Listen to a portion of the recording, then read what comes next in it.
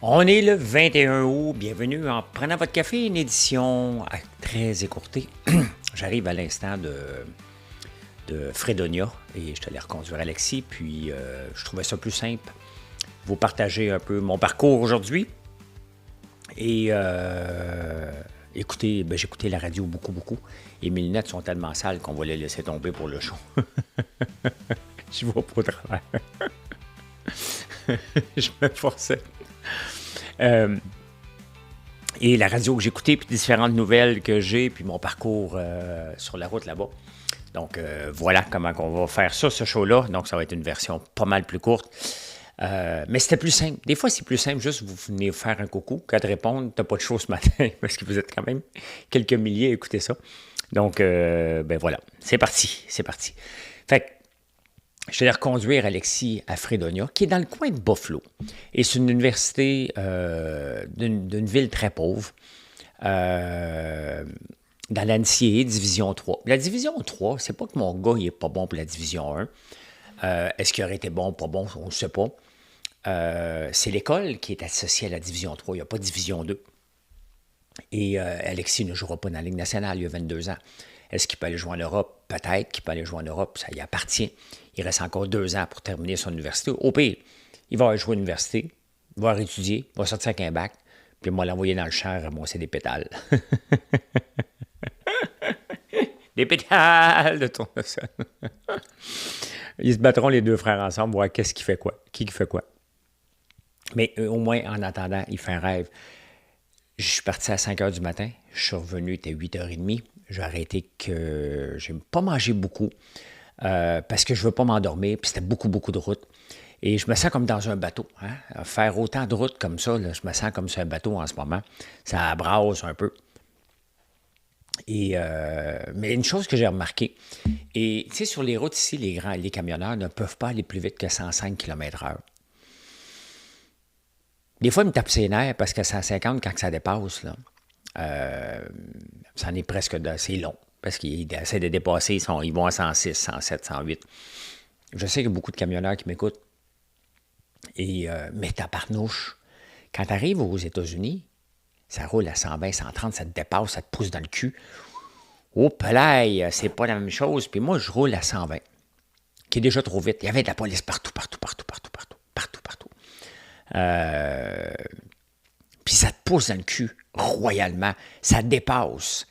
Sincèrement, vous me connaissez, là, le moins d'intervention de l'État possible. Mais là, sincèrement, ce que j'ai vu là-bas, le plus d'intervention de l'État. Non, pas le plus, il ne faut pas que je donne du gaz au gouvernement. Là. De toute façon, il ne m'écoute pas. Là. Peut-être qu'il m'écoute. Mais là, je comprends. Même, j'irais même jusqu'en Europe, puis je sais que les camionneurs qui m'écoutent, vous allez me détester. Là, hein? Mais tu n'as pas le droit de dépasser. Point final. Tu es dans la voie de droite, Puis that's it, that's all. OK? Mais bon, c'était assez peurant. Ça se pousse dans le cul. Puis là, c'est là que j'ai vu que, ouais, OK, on vient de changer de frontière. Passer douane, ça a super bien été. Ouais, dans l'aller puis le retour, là, ça a super bien été. Il n'y a aucun souci. Mais c'est de la route. 1300 km, 1400 d'une seule journée. Je me sens vraiment comme dans un bateau. Là. Ça tourne. Donc, j'ai pas pris d'alcool. Là. Vous savez très bien que pendant ce temps-là, Mathieu a pris le relais pour faire un live. Il a bien fait ça. Donc, voilà. Une des choses que vous avez peut-être remarqué, puis là, la rentrée arrive, je vais être plus présent sur YouTube, je vais être encore plus présent sur TikTok. Pour nous autres, les 3 prochains mois qui s'en viennent, ce sont 3 mois qui sont forts pour l'entreprise. Forts, F-O-R-T-S, et aussi P-H-A-R-E-S. Ce sont 3 mois exceptionnels. On a une année exceptionnelle, je dois l'avouer. On a un paquet de produits qui s'en viennent en ce moment. Et bien évidemment, on a notre vedette, mais qui n'est pas tout seul. Il y a le vinaigre balsamique qui est une grande vedette. Il y a la tartinade au popcorn qui est une grande vedette. Le miel épicé qui est une grande vedette. On a refait la tartinade au mélilo pour l'améliorer, parce qu'il y a toujours moyen d'améliorer les produits. Tout le temps. Même quand on pense qu'ils sont top, il y a moyen de l'améliorer parce qu'on développe des techniques. Hein? Donc, on lit, on dit « Ah, regardons ça. Ah, j'ai goûté. OK, je vais rajouter un peu de ça. » Sans changer la recette, parce qu'on ne peut pas, à moins de changer l'étiquette. Là. Et c'est bien évident qu'il faut être présent. Très présent. L'affaire, comment qu'on le mesure? Comment je mesure si je suis efficace puis je vous tape ses nerfs ou non? Ce sont le nombre d'abonnés. Le nombre d'abonnés et le nombre de likes, le reach qu'on a sur chacune des plateformes, autant sur YouTube qu'en podcast, que sur Facebook, TikTok, Instagram. Mon reach va super bien. Maintenant, à chaque fois qu'on change un peu notre façon de faire, à chaque fois, ça dérange toujours quelqu'un. Tout le temps, tout le temps. Mais là, tu t'exposes trop. Oui, je suis une entreprise familiale. Vous connaissez Marilyn, vous connaissez le petit Gaël, vous venez de voir Alexis qui passe pas souvent sur les réseaux sociaux. Mathieu, bien évidemment, vous avez vu sa blonde. Vous connaissez ma soeur Véronique, ma soeur Geneviève, mon frère Yannick, puis plus les autres employés. On est dans une entreprise familiale. Avant tout, on est une ferme et oui, on s'expose. C'est la façon qu'on a décidé de ne pas dépenser une scène en marketing, de s'exposer. Donc, pour moi, je ne m'expose pas. On vous emmène dans notre monde. Comme dans l'ancien temps du magasin général. On est un gros magasin général. Il y a même un dépanneur qu'on a rappelé. Il a dit, hey, tu ne prends plus nos produits. Il a dit, non, vous êtes rendu trop gros. On aime ça faire des petits. Je dis, voyons donc, toi. On est une petite entreprise. C'est pas parce qu'on augmente notre chiffre d'affaires qu'on n'est pas une grosse entreprise. Là. On vend en ligne, on vend dans des petits dépanneurs. On ne vend pas beaucoup dans des grands dépanneurs, dans des grands magasins. Donc, ça me fait rire quand j'entends ça.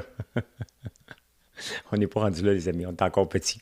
Ça va bien. Il faut que ça continue à bien aller. Donc, on rentre dans 3 mois fort, puis on veut augmenter notre présence sur les réseaux sociaux, plus de gens qui me suivent, plus de gens que je peux peut-être débarquer dans votre vie, que ce soit les savons, shampoings, cosmétiques, popcorn, chocolat.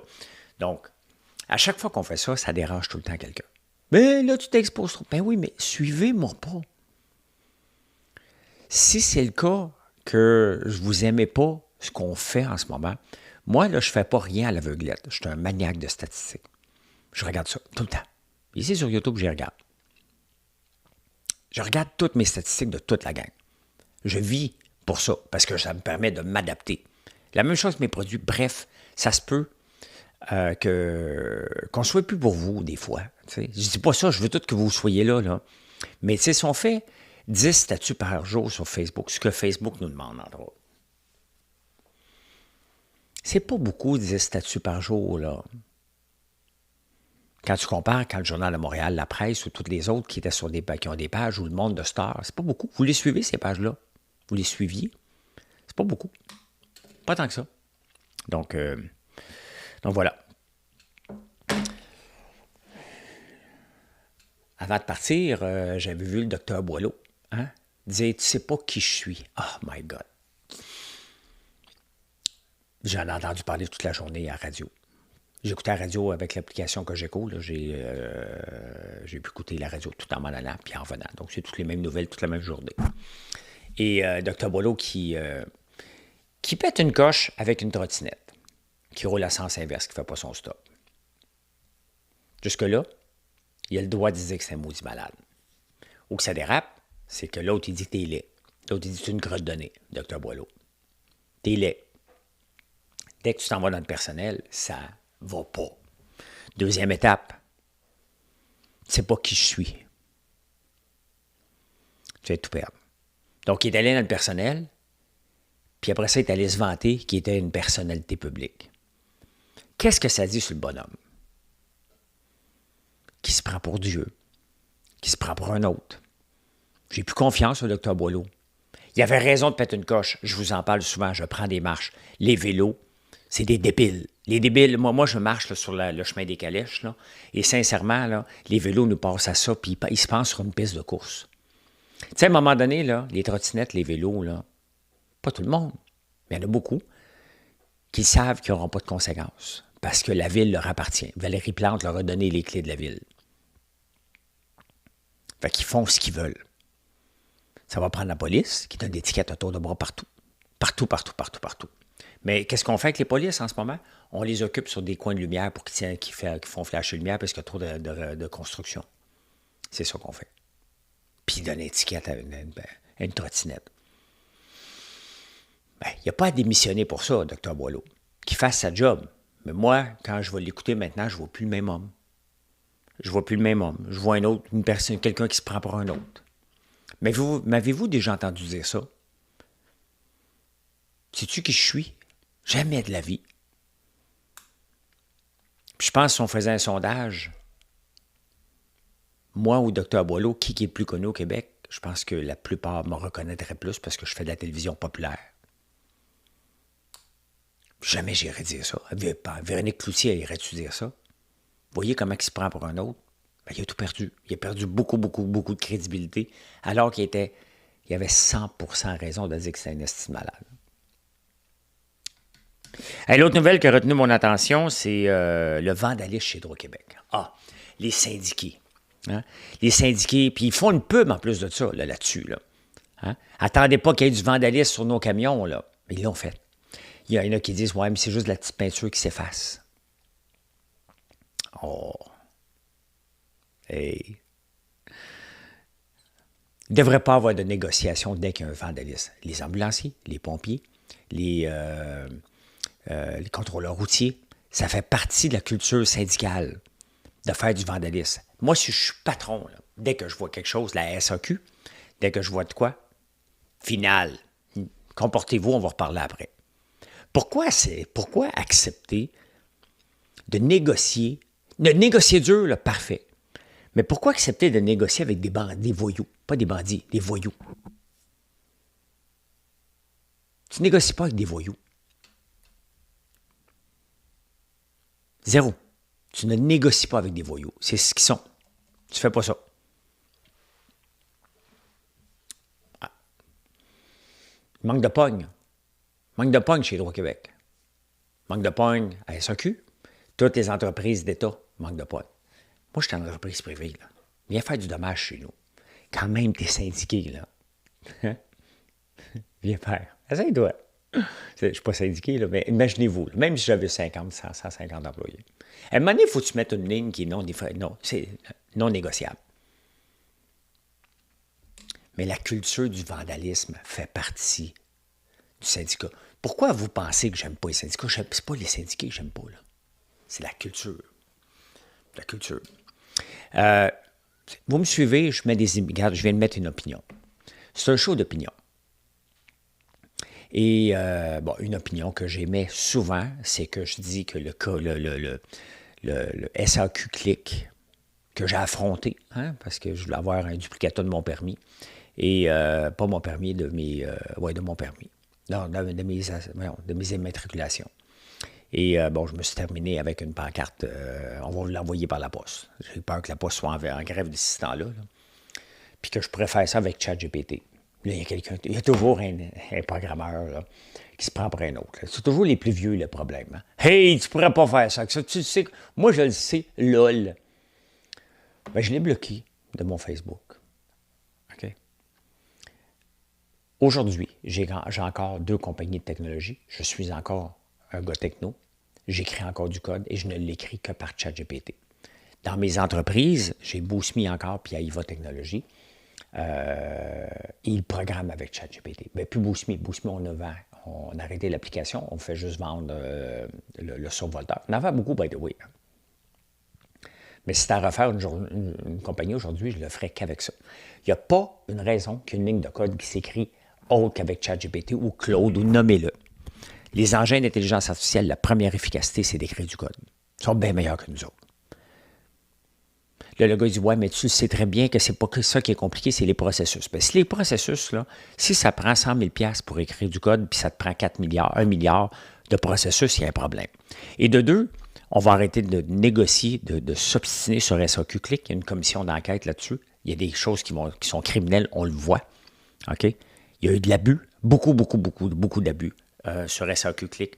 Donc, tu sais, maintenant, il y a des choses qu'on ne peut pas négocier. Puis, il reste que, si vous voulez parler de ce genre de sujet-là, la meilleure façon, c'est d'en parler en direct. Moi, un coup que j'ai fait le show, là, je vais répondre aux commentaires, là, mais de venir en privé sur mes Facebook pour repartir le débat, ça ne m'intéresse pas. Je donne mon opinion at large. La même chose que je fais avec les placements. Mais après ça, en parlant en privé, à part des amis là, proches, là, vous le savez que vous avez le droit, vous autres. Mais autrement, je ne veux pas partir dans des débats qui finissent plus. Je le fais en public, mes débats. Je réponds à une masse de gens en même temps. Donc, voilà. Voilà. Quel autre sujet qui a retenu mon attention? Oh. Vous savez, Valérie Plante, elle ne sera plus là parce qu'elle part en 2026. Mais elle a pris la décision de fermer la voie qui me vient haute. Donc, fermer le Mont-Royal aux autos. Donc, les personnes âgées qui voudraient aller marcher sur le Mont-Royal, ils ne pourront pas y aller se stationner en auto puis marcher au Parc des Castors. Ça ne sera pas possible. Hein? À moins de se rendre juste en autobus, là. Mais il y a une voie de contournement qu'on peut passer.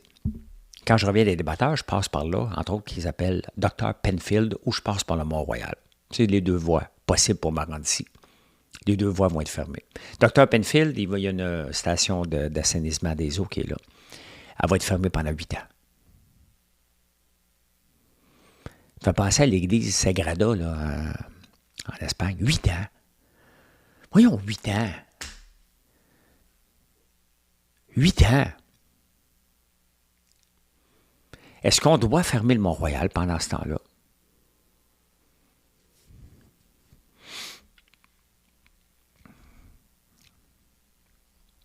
À toutes les filles que j'ai aimées avant, qui sont revenues femmes maintenant. Hey, 2 fois que je parle de Valérie Plante aujourd'hui. Elle a reçu Mark Carney, qui est venu rendre visite, puis il donnait un chèque de 84 millions.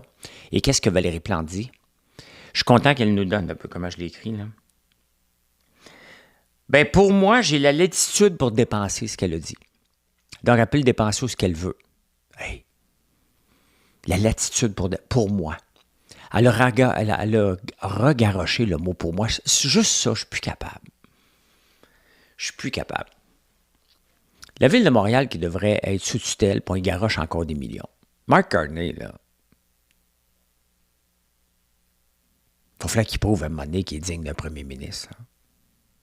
Oh, il est venu, il a parlé en français. On capote, il parle français, Il dilapide les millions, comme Justin Trudeau. Il n'est pas capable de tenir tête à Trump. Il venait à un colloque d'intelligence artificielle. On ne veut même pas utiliser l'intelligence artificielle pour écrire du code. On va partir à la base, là. Quand même. Hein. Je n'ai pas regardé la bourse, je conduisais. Mais il y a 2 choses qui ont retenu mon attention quand j'ai arrêté, parce que je regarde toujours quand j'arrête un petit peu. Et, mon fonds IGM, que je vous parle tout le temps, ben, il a baissé un peu, là. C'est normal, il était à 118, il n'arrêtait plus de monter à 119, il est redescendu à 113, il remonte à 115, donc il n'y a pas de dommage avec ça, il n'y a pas rien pour capoter. Costco que j'ai, dans mes bons coups, là, parce que vous allez me parler on va regarder Coca-Cola. Coca-Cola, on s'entend, c'est pas le meilleur placement depuis 5 ans. Je l'ai depuis 15 ans, là. Ça fait longtemps que je l'ai, mais il monte tout le temps. OK, c'est un placement, maintenant, défensif. Quand ça va mal, regardez, il remonte, le reste est rouge. C'est toujours à peu près comme ça, puis il me verse un bon dividende. Donc, c'est pas le meilleur placement, c'est pas le pire placement, puis avec le temps, à force de replacer dividende, ça fait quand même un beau montant. Donc, je ne me plains pas. Bien évidemment, j'ai aussi des coups de circuit. Des coups de circuit qui est Dollarama, Couche-Tard, IGM, définitivement que c'est mon plus gros coup de circuit. Ça fait longtemps que je l'ai, lui. Et c'est un très, très bon placement. Mais en même temps, je regardais Costco, que j'ai aussi, puis qui était parti vers la baisse. Puis c'est jamais le fun de voir un titre qui s'en va vers la baisse et qui ne remonte pas. Et là, il est reparti à la hausse parce qu'il y a eu on va regarder sur 5 jours. Donc, il a remonté. Il remonte. Il était descendu jusqu'à 934. Il est à 994. Donc, il remonte bien. Et pourquoi qu'il remonte?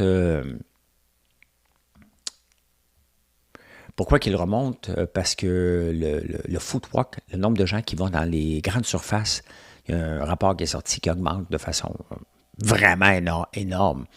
Donc, les gens achètent chez Costco, les gens vont acheter sur Dollarama. C'est un signe de récession. On va dans des places où ça va nous coûter. On n'est pas en récession. Il y a un ralentissement qui est assez évident, là. On peut le voir. Et d'ailleurs, on peut voir l'inflation au Canada. Hein? L'inflation au Canada qui est à 1,7, au Québec qui est à 2,2. Pourquoi? Parce qu'on n'a pas baissé le prix de l'essence. J'ai mis de l'essence 2 fois aux États-Unis, à 4 piastres le litre, à peu près 3,95 une place, l'autre 4 piastres et 7.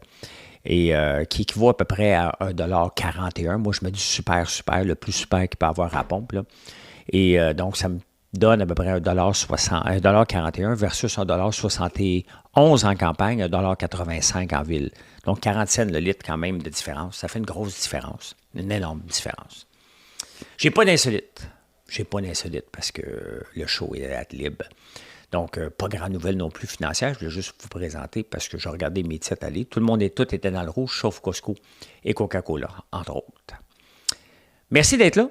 Merci d'être là. Je vous souhaite une excellente journée. Demain, on reprend la programmation régulière. Donc, passez une belle journée et à demain. Merci. Venez nous voir sur françoislambert.one. Bye.